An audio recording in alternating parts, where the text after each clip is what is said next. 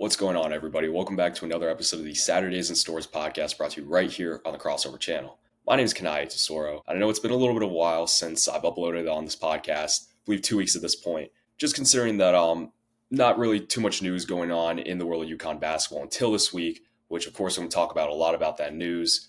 Of what's kind of transpired over the last 2 weeks. Of course, the most notable thing being Malachi Smith announcing his commitment to UConn out of the transfer portal on Monday. If I'm not mistaken, if it wasn't Tuesday, I believe it was Monday. But again, I'm going to talk about that in this podcast. I'm also going to talk about two guys, really important to get them back. And we'll also talk about some portal targets, which UConn might go after throughout the rest of this portal cycle and what the deal might end up being with Alex Karaban. But before we get into that, if you like this podcast, if you like any of the other content you see on this channel, please engage with it in any way you can, whether it's liking the videos, subscribing, or just telling other people. It really does help with getting this content out to a larger audience. So let's not waste any more time. Let's get right into it. I do apologize if I look or sound tired in this episode. It is fairly late on Thursday night that I am recording this. Me and Josh got a lot done in terms of recording today and did that. Obviously, I just started getting a little bit of a head start on editing those videos. And just a lot went down in terms of looking at the transfer portal. A lot of big names hitting the portal today. Chad Baker-Mazara out of Auburn, PJ Haggerty, Dane Danger, Andre Stojakovic. It's pretty crazy just how insane the cycle has been in college basketball. And I do apologize, no episode last week, but like I mentioned in my season conclusion episode, they're not going to be every Saturday going forward in this off season. Of course, I am going to try to stay semi-consistent in giving you guys a video every so often. Of course, when there's a big move like the Malachi Smith commitment or the Silas Demery Jr. commitment that I did last time I uploaded on this podcast, I'll make a video. Of course, if there's more to come down the road, I'll make videos on it, breaking down any potential future moves that UConn makes, or if, something ends up going down with Karaban coming back or entering the draft, which I'll talk a little bit about later in this episode. But yeah, I'll try to put out videos when I can over the summer, going into throughout this entire offseason and going into next year. But until then, it's not going to be every Saturday the way it was when UConn was playing in season, just being that there's no games that they're playing and not as much to cover. But let's get into the bulk of what I'm going to be talking about today. I think a good place to start, again, is with returnees. Jayden Ross and Tarris both announced that they will be running back for another year in Storrs. I talked about it so much, specifically with the last episode, about how important it was going to be to get Tarris back. I know I mentioned that he was hearing that he probably could have made upwards of seven figures if he were to hit the portal. I definitely think there was some tampering going on with other schools trying to lure him to hit the portal and potentially transfer to their programs. I'm not aware of the schools that were probably in the mix there, but I'm sure you could throw names out there and I wouldn't be shocked if they were one of the ones talking to Tarris. But again, super important getting him back. That's a guy who I mentioned could be in the running for Big East Player of the Year next year. Has a chance to be an All-American too. I definitely think he could be a walking double-double on any given night. I think he'd come back and average around 17 and 9, maybe 16-8, somewhere around that realm. But yeah, it was super important getting him back, just considering he's kind of on that Adama Sanogo growth path line where he had moments his first year. Of course, we saw like against Providence, like against Memphis, and at times throughout Big East regular season play and in the tournament against Oklahoma in the first round, and at times against Florida. Again, that's a guy who's really talented, big physical player, perfect for the Big East. I think when he continues to develop his footwork, get better in the mental aspects of the game, making the right reads, making the right decisions with the ball, turning the ball over a little bit less than what he did this year, he's going to be really good. And I'm really excited to see Tarris in his second year at UConn. The other guy, Jayden Ross, this was someone who I definitely think was 50-50 about whether he was going to hit the portal or not. Of course, he decided to run it back. Definitely think it was good getting Jay Ross back because I still do believe that he's a guy who has pro upside. Hurley's talked about it a lot, how much he thinks Jayden Ross has NBA potential, has the potential to just be a pro in general, whether it's overseas or like I just mentioned in the NBA. Really athletic player. What I hear is a demon in practice, just hasn't been able to necessarily translate that to the game floor just yet. But I think he can definitely get to that point. And I really do think deep down they can be a legit 3-and-D guy for this UConn program coming off the bench this next season. So I am really excited Jay Ross is coming back. I think he's already proved that he can be a really good defender at times, like we saw against Gonzaga at the Garden, where he was able to get that steal late against Ryan Nembhard. And yeah, he just needs to find confidence in the shot. And I would like to see him, attack the basket a little bit more, just being how athletic he was. You saw the poster dunk he threw down against Texas A&M Commerce or East, whatever the school's name is. But yeah, he's definitely capable of doing that more often than what we saw out of him this year. And granted, he wasn't given the most minutes at times this season, but I definitely think he's a guy who's maybe taking a little bit longer to come along, but I think he will get to that point eventually. I am excited to see how much he can grow going into the next season. But yeah, again, I think it was really important getting those two guys back. Of course, Tarris, he's going to be the starting five next year. definitely put my money on that. And Jay Ross, I think, definitely gives more needed depth at the wing position between the 3 and 4. I think he could probably see some playing time at both those spots, like Jay Stu, who, again, I've talked about how I think Stewart probably will be in a starting role next year. But Jay Ross, yeah, I'm happy getting him back. I really do think that he has a chance to be a really, really solid contributor for this program next year. So let's get into the big news. Malachi Smith transferred from Dayton, played 4 years there. Announced his commitment to UConn on Monday. Again, I believe, can't remember if it was Tuesday or Monday, but really important getting him. I think it was a great get for this UConn program. I was a guy whose name I threw out in my last episode of guys that I think UConn should continue to target after they signed Silas Demery Jr. Just being that we lost a lot of depth in losing Noel and Aiden Mahaney in the portal at that point guard spot. And just, I think it really came down to what Malachi wanted for his last season of college basketball. Just being, I think he's definitely talented enough to have gone to maybe a mid-tier high major program and started for sure. So it was really just going to come down to whether he wanted to do that and maybe make a little bit more in NIL money than what he's probably going to be making here at UConn, or if he wanted to go to a program that has a chance to maybe compete for a Final Four, like we're thinking UConn can this upcoming season going to next year, and maybe play more of a role, which I think he's going to be doing this season. He's probably going to be the sixth man, seventh man off the bench, going to come in and fill that lead guard spot when Silas Demery Jr. solo ball heads to the bench whenever they need a blow. A breather, I should say. But yeah, I think Malachi Smith was a really, really good get. He's 6'1", maybe on a good day, from the Bronx. So of course he's going to draw the comparisons to Hassan Diarra, just with his physical makeup, his size, and of course being a New York City guard. He's going to bring that toughness and that mentality, a lot of energy, which is, I think, obviously this program lacked a lot of this year. I think he's going to bring that. Was all A10 as a freshman, was on the A10 all freshman team, I should say, as a freshman. But he's dealt with injuries throughout his career. 2 years ago in the 23-24 season, only played one game. He got hurt, and it's just unfortunate. The year prior, I know he went down with a midseason injury, which of course sucks. But I have to say, in the years where he was able to play, he was really, really solid. Averaged around 5 assists for his career at Dayton. Really solid passer, really good assist to turnover ratio. I know he's had some questionable turnovers at times throughout his playing days at Dayton, but I think he's a really skilled passer. I think he's going to bring a lot of playmaking to this team that we kind of lacked outside of Hassan this year, of course, with Hassan needing to play the lead guard role in the starting lineup with no real point guard outside of him. And I think it's really important to have a guy like that who's going to accept the role and come off the bench. It's so hard to find guys that are willing to not ask for the biggest bag, NIL-wise, as well as being able to accept the role. UConn was able to do that 2 years prior in 2023 when they got Hassan, of course, and Naheem Aline, two guys who are really, really important in providing sparks off the bench, providing solid rotation minutes, and being able to play the lead guard spot when they needed them to. But yeah, I mean, Malachi averaged 10.4 points last year, 5.3 assists, 1 steal. I will say he is actually really, really good at being able to get on the glass at times. He had multiple games last season where he got up close to double digits in rebounds. I tallied up 8, 9 rebounds. I think he had one game where he had 11. And he's played really, really well against high major competition when Dayton played the likes of, for example, Iowa State in the Maui Invitational this past year. Had a solid game against UConn in that game where Dayton blew out UConn by 20. He also played really well against UNC. And I mean, he's played in a lot of big basketball games and done a lot of winning in his time at Dayton. Of course, Dayton was really, really good. Not this past season, but the year prior when they had Kobe Brea. Of course, they made the tournament, got a win. And he's been on some really good Dayton teams. So he comes from a winning program, has a winning mentality. Like I mentioned, to bring toughness, he'll bring energy. And he's a really solid shooter too. I think he has a little bit more of an offensive upside or bag than Hassan Diarra really ever did. Of course, Hassan was a great ball handler. No different in terms of ball handling. Really solid guy, being able to get to his spots. But I do think he brings a lot more shooting-wise than Hassan ever did. That's not a slight to Hassan. That just wasn't his archetype. Malachi Smith was 38% from 3 last season.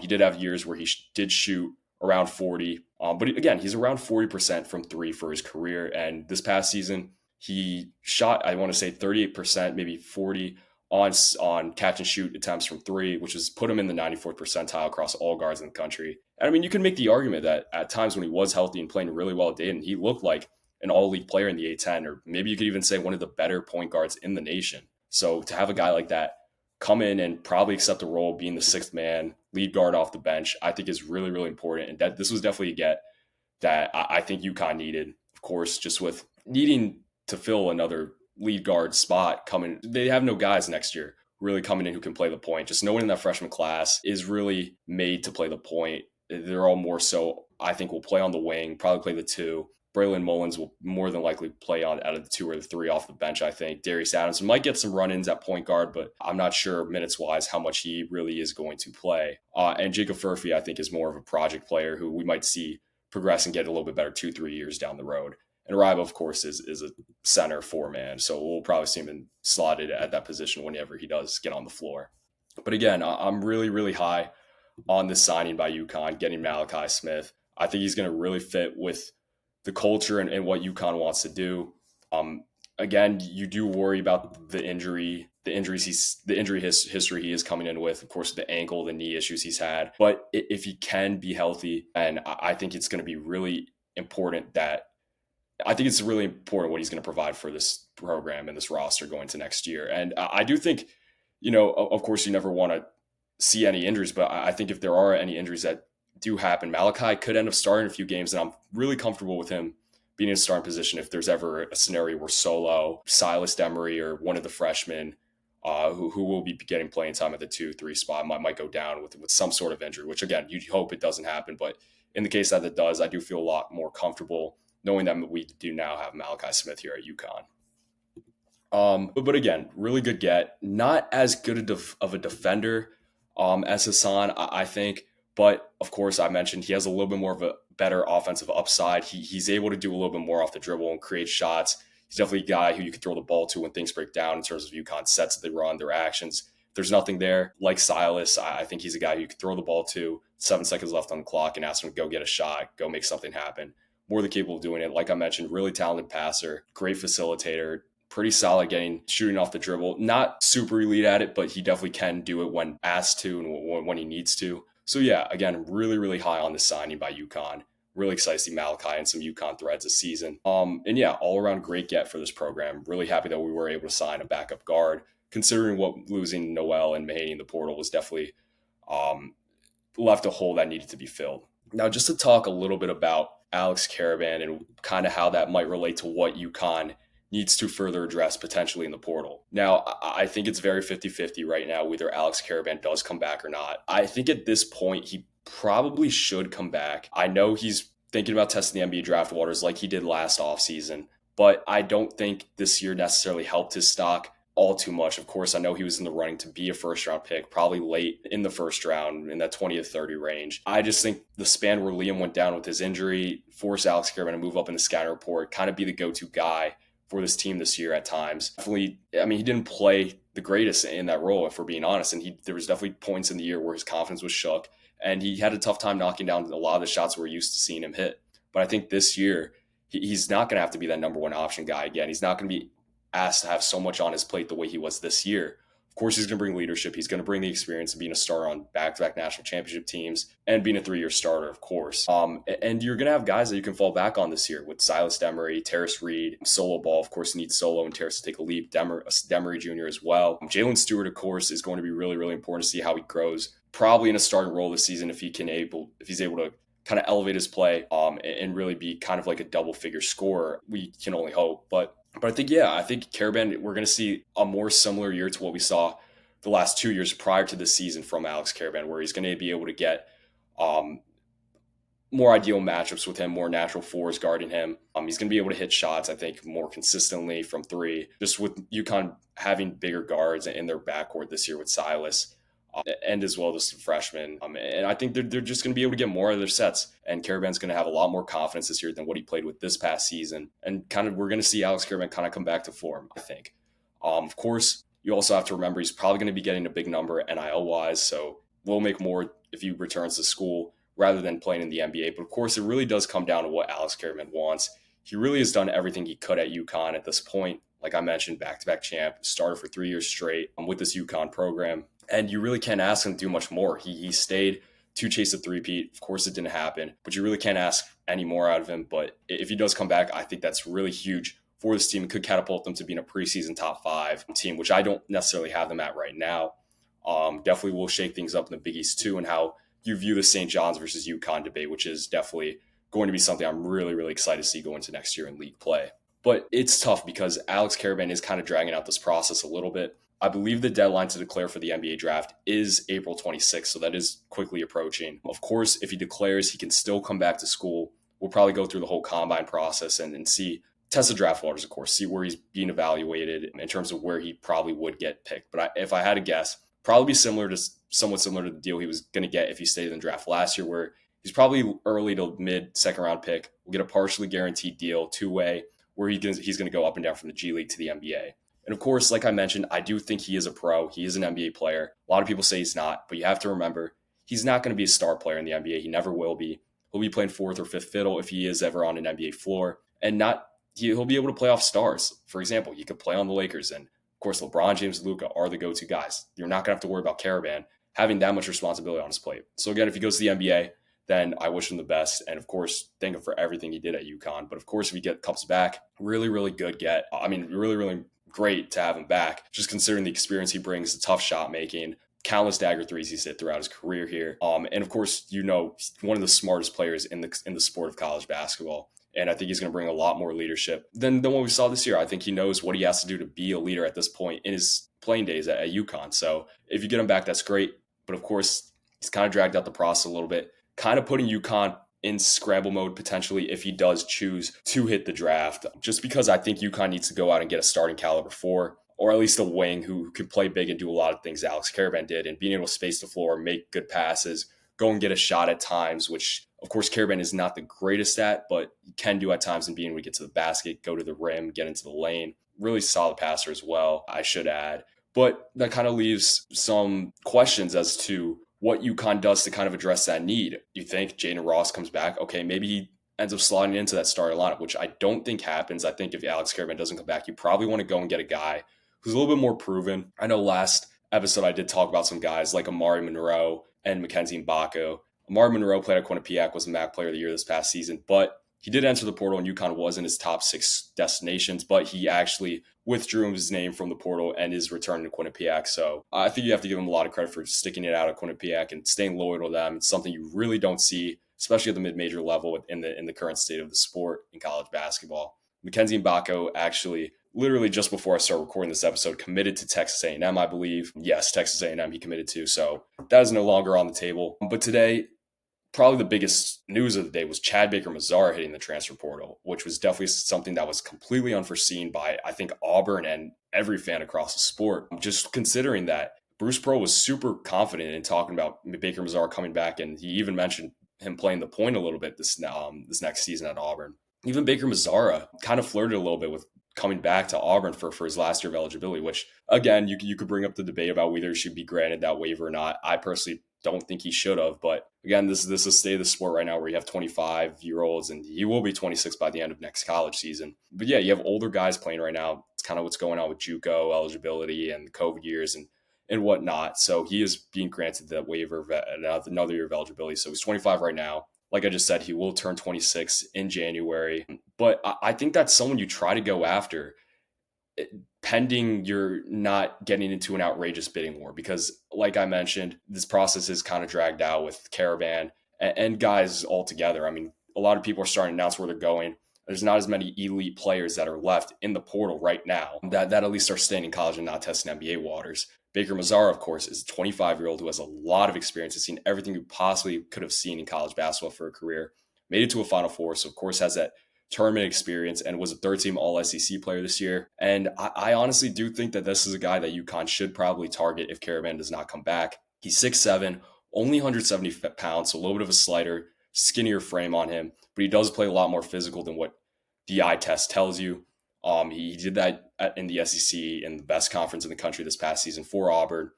Like I mentioned, really important part of that Final Four team that Auburn had this past year for Bruce Pearl.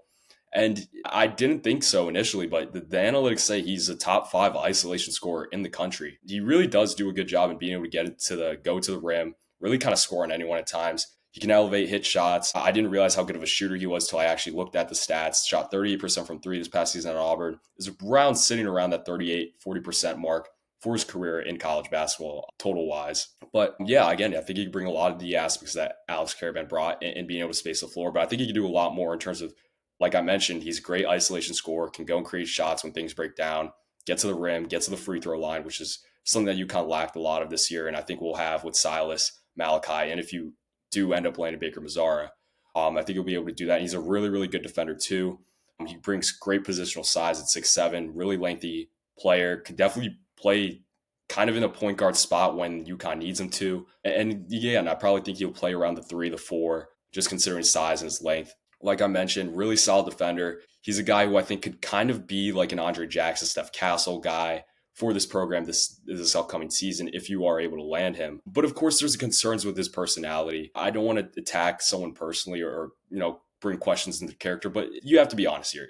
Chad Baker-Mazara is a little bit of a psycho. I know some things went on, like with the incident on the Auburn team playing. I don't know how involved Chad was in that. But of course, he's a guy who brings a lot of energy. He's really passionate, wears his heart on his sleeve at all times on the court. And Bruce Pearl had a great quote where he talked about how Baker-Mazara puts so much pressure on himself. He doesn't want to let his teammates down. He wants to win. He wants to play better every year. And that's a guy who is crazy. Bruce Pearl came out and said he knows Baker-Mazara is kind of a psycho, but he trusts him. And I do think that's really telling that, yeah, a guy might be kind of crazy, might be wired a little bit different than most players in the sport. But at the end of the day, that's someone who you can trust and you're going to be able to get the most out of and being able to bring winning into your culture as a program.